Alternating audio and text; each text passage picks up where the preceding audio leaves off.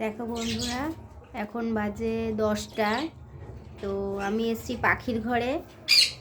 যেহেতু খুব ঠান্ডা, পাখিদের একটু আগুন জ্বালিয়ে দিতে হয়, তাই জন্য আগুন জ্বালানোর ব্যবস্থা করলাম।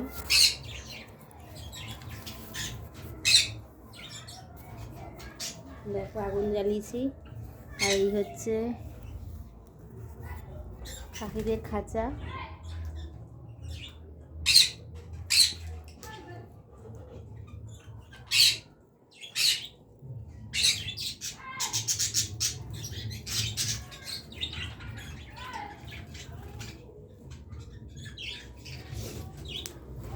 আর এইখানে আমি আগুনটা জ্বালিয়েছি।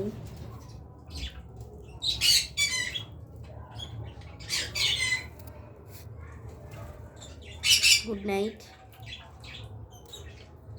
টাটা।